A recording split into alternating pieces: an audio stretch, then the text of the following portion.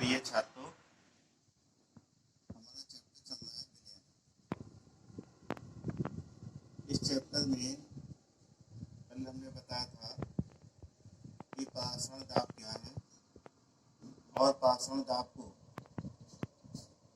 मापने की विधियां क्या, कौन कौन सी विधियां हैं। एक विधि हमने बताई थी बर्कले एंड हार्टले की विधि पाषाण दाब को ज्ञात करने की। अब इस चैप्टर को आगे बढ़ाते हैं। इस चैप्टर का अगला हेडिंग है समपदासारी विलयन, आइसोटोनिक सॉल्यूशन।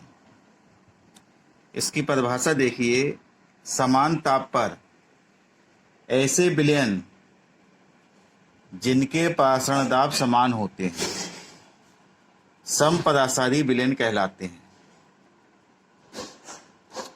ऐसे दो विलयनों को जब किसी अर्धपारगम झिल्ली से एक दूसरे से पृथक रखा जाता है तो पाषाण दाब समान होने के कारण उनमें पाषाण क्रिया नहीं होती है। पाषाण क्रिया केवल ऐसे दो विलयनों में संभव है कि जिनका पाषाण दाब अलग अलग हो, और समपदासारी विलयन का मतलब ही यही है कि ऐसे विलयन जिनके पाषाण दाब समान होते हैं समपदासारी विलयन कहलाते हैं। तो ऐसे विलयनों में पाषाण क्रिया नहीं होती है। विद्युत अनुपघट्यों के समपदासारी विलयनों की मोलर सांद्रताएं समान होती हैं। यदि दो विद्युत अनुपघट्य ए व बी समपदासारी विलयनों की मोलर सांद्रताएं क्रमशः Na/Ba व Nb/Bb हो तो ऊपर आपने पढ़ा कि समपदासारी विलयनों की मोलर सांद्रताएं समान होती हैं। तो हमने दो विलयन ले लिए ए और बी, जिनकी जो है मोलर सांद्रताएं ये हमने मान ली Na/Ba, Nb/Ba, Bb। तो ये दोनों समान होंगी, Na/Ba बराबर Nb/Bb है। जहाँ Na व Nb क्रमशः ए और बी के मोलों की सांद्रताएं हैं, संख्याएं हैं, तथा Ba व Bb क्रमशः ए और बी विलयनों के आयतन लीटर में दिए हुए हैं। तो समपदासारी विलयनों की मोलर सांद्रताएं समान होती हैं। इसको जो है मैथमेटिकल रूप से इस प्रकार से प्रदर्शित किया जाता है। दूसरे प्रकार के विलयन है अतिपदासारी विलयन, हाइपोटोनिक सॉल्यूशन। समान ताप पर दो विलयनों में से जिस विलयन का पाषाण दाब अधिक होता है उसे अतिपदासारी विलयन कहते हैं, और ऐसे विलयनों में पाषाण की क्रिया होगी। तीसरा प्रकार है अल्पपदासारी विलयन। समान ताप पर दो विलयनों में से जिस विलयन का पाषाण दाब कम होता है उसे अल्प पदासारी विलयन कहते हैं। तो ये तीन प्रकार के विलयन बताए गए, जिसमें जिन विलयनों की सांद्रताएं पाषाण दाब समान होते हैं उनको कहते हैं समपदासारी विलयन, और दो विलयनों में से जिसका पाषाण दाब समान होता है उस विलयन को कहते हैं अति पदासारी विलयन, और ऐसे दो विलयनों में से जिनका पाषाण दाब कम होता है उसे अल्प पदासारी विलयन कहते हैं। अब बानठाप ने एक तनु विलयन सिद्धांत दिया था और पाषाण दाब के नियम दिए थे। तो ये सिद्धांत देखिए क्या है। इस सिद्धांत के अनुसार किसी विलयन का पाषाण दाब उस दाब के बराबर होता है जिसे विलेय के अणु समान ताप पर गैसीय अवस्था में रहने पर तथा विलयन के समान आयतन होने पर डालते हैं। तो पाषाण दाब उस दाब के बराबर होगा जिसमें विलेय के अणु समान ताप पर गैसीय अवस्था में रहते हुए गैसीय अवस्था में रहते हुए जो दाब डालेंगे विलेय के अणु वो, तथा विलयन के समान आयतन होने पर डालते हैं, उस दाब को परासरण दाब कहते हैं। तो उन्होंने परासरण दाब को जो है दूसरे प्रकार से परिभाषित किया। अब इस सिद्धांत के आधार पर परासरण दाब के नियम देखिए निम्न है। वाइल बांठॉप नियम, तो वाइल का नियम आपने पहले भी पढ़ा है।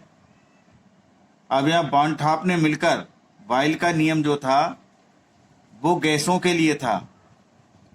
अब ये जो वाइल बांठॉप नियम है ये तनु विलयन पर लागू होता है। तो इस नियम के अनुसार स्थिर ताप पर, वाइल नियम में भी ताप स्थिर था, स्थिर ताप पर किसी तनु विलयन का परासरण दाब P विलयन की सांद्रता C के समानुपाती होता है।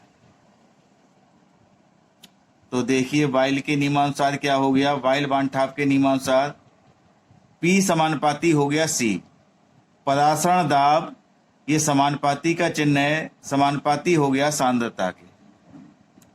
अब सांद्रता को हम क्या लिखते हैं, सांद्रता के लिए C, चूंकि C बराबर होता है 1/B के, तो C के स्थान पर क्या लिख देंगे 1/B।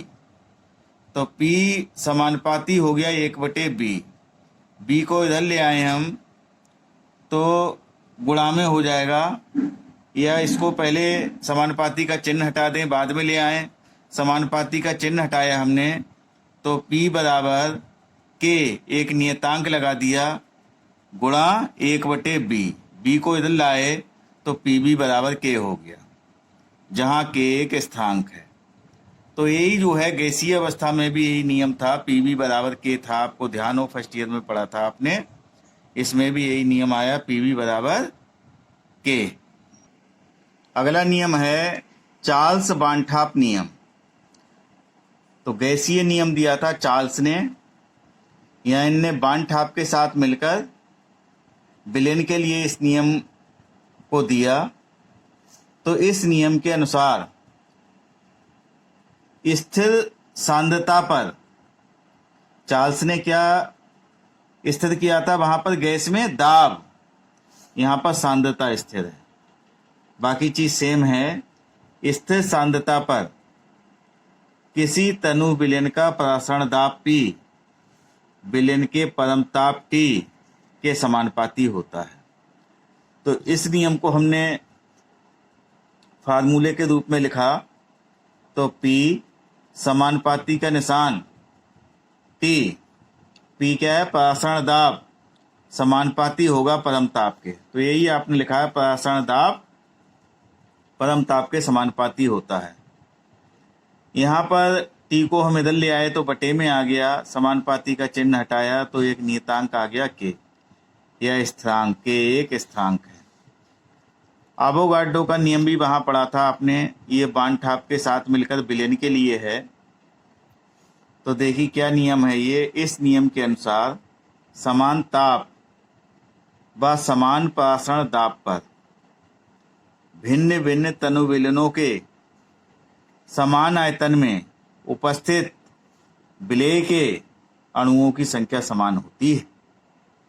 तो इन्होंने बताया कि समान ताप और परासरण दाब समान हो और दो अलग अलग विलयन हो, भिन्न भिन्न विलयन हम ले लें जिनके ताप समान रखें और परासरण दाब समान रखें और आयतन भी समान हो।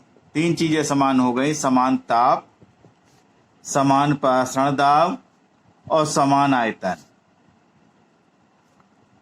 तो उन विलयनों में उपस्थित विलेय के अणुओं की संख्या समान होती है। अगर तीन चीजें समान कर दें, अलग अलग प्रकार के भिन्न विलयन ले लें, तो उनमें जो है विलेय के अणुओं की संख्या समान होती है। अब तनु विलयन के लिए बांठॉप समीकरण, जिस प्रकार से आपने गैसीय समीकरण गैस वाले चैप्टर में निकाली थी, गैसीय नियम में ये तनु विलयन के लिए। तो किसी तनु विलयन के परासरण दाब P, सांद्रता C या सांद्रता को काय में परिवर्तित कर सकते हैं? आयतन में। सांद्रता C या आयतन B और परमताप T के बीच संबंध प्रदर्शित करने वाली समीकरण को तनु विलयनों की बांड-ठाप समीकरण कहते हैं। तो जो चार्ल्स का बांड-ठाप नियम था वो परासरण दाब और सांद्रता के बीच में संबंध को प्रदर्शित करता है। चार्ल्स और बांड-ठाप का जो नियम है वो परासरण दाब और परमताप को प्रदर्शित करता है। और ये जो तनु विलयन के लिए जो बांड-ठाप समीकरण है वो इन तीनों के बीच में संबंध बताती है कि परासरण दाब, सांद्रता और परमताप के बीच में क्या संबंध है। तो इस समीकरण को हम कहते हैं बांड-ठाप समीकरण कहते हैं। तो देखिए इसमें कैसे करके संबंध बताते हैं। आपने पीछे पढ़ा भी वाइल बांड-ठाप के नियमानुसार परासरण दाब समानुपाती है सांद्रता के, यानी P समानुपाती C। C बराबर होता है या समानुपाती होता है 1/B के। तो हम C की जगह पर 1/B लिख देंगे। P समानुपाती है 1/B के। चार्ल्स बांड-ठाप के नियमानुसार आपने अभी पढ़ा था परासरण दाब परमताप के समानुपाती है, P समानुपाती T के है। समीकरण 1 और 2 से अब देखिए बाईं ओर P इसमें भी है, बाईं ओर P इसमें भी है, तो P बाईं ओर लिख लिया। समानुपाती का चिन्ह, ये T ऊपर है तो T ऊपर लिख दिया, B नीचे है, B नीचे लिख दिया हमने। तो ये इन दोनों को 1 और 2 को मिला के हमने ये जो है एक समीकरण निकाली, P समानुपाती T/B। B को इधर लाएंगे, गुणा में जाएगा, PB समानुपाती हो गया T। जब कभी समानुपाती का चिन्ह हटता है तो एक नियतांक आता है, PB बराबर ST हो गया, जहां S जो है विलयन स्थिरांक है। अब ये यदि मोल की संख्या 1 हो तो ये बांड-ठाप समीकरण PB बराबर ST लगेगा। यदि B मिलीलीटर विलयन में विलेय के मोलों की संख्या स्मॉल n हो तो ये समीकरण हो जाएगी PB बराबर NST। तो समीकरण 3 और 4 बांड-ठाप समीकरण कहलाती हैं। ये तनु विलयनों पर लागू होती हैं। गैसीय नियमों में हमने गैसीय समीकरण में S की जगह पर हमने R माना था, तो R भी लिखा जा सकता है, S भी लिखा जा सकता है, और इसका मान भी उतना ही होता है 8.316 जूल प्रति केल्विन प्रति मोल या 0.0821 लीटर वायुमंडल प्रति केल्विन प्रति मोल इसका मान। तो इसकी जगह पर S की जगह पर R भी लिखा जा सकता है। अभी देखिए जो अभी हमने वाइल बांड-ठाप का नियम बताया, चार्ल्स बांड-ठाप का नियम बताया और बांड-ठाप समीकरण बताई, उस पर आता है संख्यात्मक क्वेश्चन आपके जो है आते हैं। तो ये कुछ संख्यात्मक क्वेश्चन हम बता रहे हैं, बाकी होमवर्क में देंगे, वो आपको क्वेश्चन करने हैं। क्वेश्चन है 70 डिग्री सेल्सियस पर यूरिया के 10% विलयन के परासरण दाब की गणना कीजिए। विलयन स्थिरांक S का मान दे दिया है 0.0821 लीटर वायुमंडल प्रति केल्विन प्रति मोल। जब कभी S का मान इस रूप में लगेगा तो इसमें ध्यान देने वाली बात है कि जो आयतन है वो इसमें देखिए आपका लीटर में है, ये मात्रक, तो आयतन लीटर में लगाना है। दाब वायुमंडल में है तो दाब आपको वायुमंडल में लगाना है, निकल के भी वायुमंडल में आएगा। और जो ताप लगाएंगे वो परमताप के रूप में लगाएंगे, यानी केल्विन में लगाएंगे। ठीक है नहीं, ये चीज़ों का आपको जब कभी S का मान लगेगा तो इस चीज़ का आपको विशेष ध्यान देना है। और जो अगर ये निकल के लाएंगी ये चीज़ें, आयतन निकल के आएगा तो वो लीटर में ही आएगा, दाब निकल के आएगा तो वायुमंडल में ही निकल के आएगा, ताप निकल के आएगा तो केल्विन में ही आएगा। तो देखिए इसमें ये टेम्परेचर दिया है 70 डिग्री सेल्सियस। तो परमताप जो निकालते हैं, फर्स्ट ईयर में भी आपने पढ़ा था, जिसे कैपिटल टी द्वारा प्रदर्शित करते हैं, तो डिग्री सेल्सियस में 273 हम जोड़ देते हैं। तो इसमें 273 जोड़ देंगे तो ये केल्विन में बन जाएगा। 7 3 हो गया 10, 7 और 1 8 और 1 9 हो गया, और ये 290 डिग्री केल्विन हो गया। अब यूरिया के 10%, यूरिया के 10% विलयन का अर्थ है, विलयन का अर्थ है कि 100 मिलीलीटर 100 मिलीलीटर 100 मिलीलीटर विलयन में 10 ग्राम यूरिया घुली है। ये 10% विलयन कहने का अर्थ है कि 100 मिलीलीटर विलयन में 10 ग्राम यूरिया घुली है। तो ये आयतन हो गया। B बराबर हो गया 100 मिलीलीटर। अभी हमने बताया S का मान लगेगा, तो ये मात्रक लीटर में है, तो इसे लीटर में बदलना होगा। तो इसे क्या करेंगे, मिलीलीटर को लीटर बनाने के लिए 1000 से भाग दे देंगे। 2 जीरो से 2 जीरो कट गया, 10 से भाग दिया तो 0.1 लीटर आ गया। मात्रा हो गई W बराबर हो गई 10 ग्राम हो गई, 10 ग्राम। अब इसमें फार्मूला हम लगा देंगे, PV बराबर NST। N बराबर आपने पढ़ा था मोलों की संख्या बराबर विलेय की मात्रा ग्राम में बटे अणुभार। तो यूरिया का अणुभार और निकालने इसके लिए पहले यूरिया का अणुभार निकाल लें। यूरिया का फार्मूला होता है NH2CO NH2 होता है। तो इसका अणुभार निकाल लें, जिसे स्मॉल m द्वारा प्रदर्शित करेंगे। तो N का परमाणु भार हो गया नाइट्रोजन का 14, 2 हाइड्रोजन है 2 गुणा 1, प्लस कार्बन का परमाणु भार 12, प्लस ऑक्सीजन का 16, प्लस नाइट्रोजन का 14, हाइड्रोजन 2 है 2 गुणा 1 हो गया, बराबर हो गया 14, प्लस हो गया 2, प्लस 12 हो गया, प्लस 16 हो गया, प्लस 14 हो गया, प्लस 2 हो गया। तो ये हो गया 2 4 6 6 12, 12 2 14, 2 16 और 4 20 हो गया। 2 1 3 4 5 6 60 आ गया इसका अणुभार। अब इसमें फार्मूला आपका हो गया PV बराबर W/MST हो गया।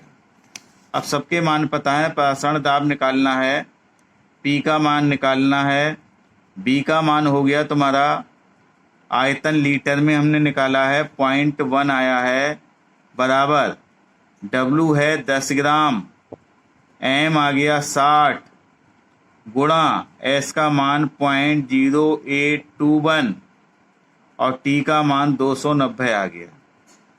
P बराबर हो गया 10/60 गुणा 0.0821 गुणा 290 और ये 0.1 बटे में आ गया 0.1। इसको सॉल्व करेंगे, इसकी गणना कर लेंगे आप, तो इसका मान जो है वो निकल के आ जाएगा आपका। तो इसकी गणना करेंगे तो इसका मान आ जाएगा 39.68 39.68।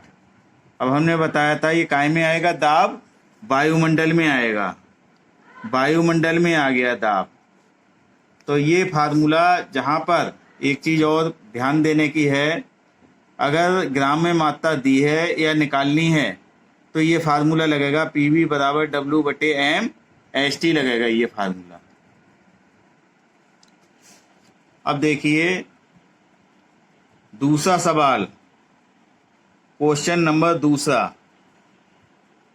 इसी प्रकार का क्वेश्चन है, इसके लिए हम लिख लेते हैं। एक पदार्थ के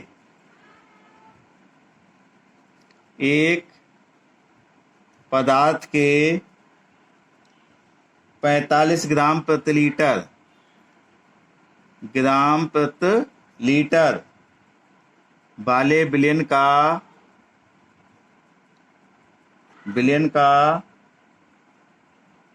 20 डिग्री सेल्सियस पर परासरण दाब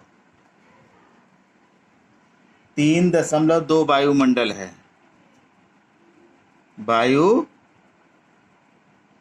है। आर के मान की गणना कीजिए।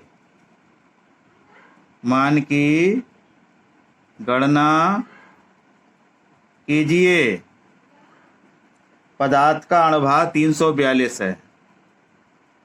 पदार्थ का अणुभार 342 है।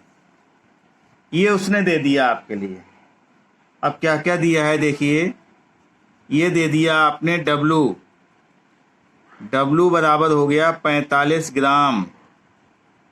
आयतन हो गया, B का मान हो गया 1 लीटर प्रति लीटर है। B बराबर हो गया 1 लीटर। और 20 डिग्री सेल्सियस, T बराबर हो गया 273, जोड़ देंगे 20 में तो ये हो गया 293 डिग्री केल्विन हो गया। परासरण दाब P बराबर हो गया 3.2 वायुमंडल हो गया। और अणुभार हो गया, M बराबर 342 हो गया। ये सारे आंकड़े जो है किताब में जो दिए हैं क्वेश्चन में, उसको देख के आपको लिखना है। अब फार्मूला आपका जो ऊपर लगाया वही लगेगा फार्मूला। तो ये लगेगा PV बराबर W/M। अब देखिए यहाँ R का मान पूछा है तो S की जगह R लिख सकते हैं। RT हो गया, सारी चीज़ें लगा देंगे तो ये W का मान हो गया तुम्हारा। P का मान दिया है कितना, 3.2 गुणा B का मान दिया है 1 बराबर W का मान दिया है 45 बटे M का मान दिया है 342 गुणा R गुणा T का मान 293। इसको हल कर लेंगे। R इधर का इधर ही है। R बराबर 3.2 गुणा 1, R इधर ही रखा, ये भाग में ही गुणा में पहुंचेगा। 342 बटे ये 45 गुणा में है, नीचे आ जाएगा 45 और गुणा आ जाएगा, ये भी गुणा में आ जाएगा 293 आ जाएगा।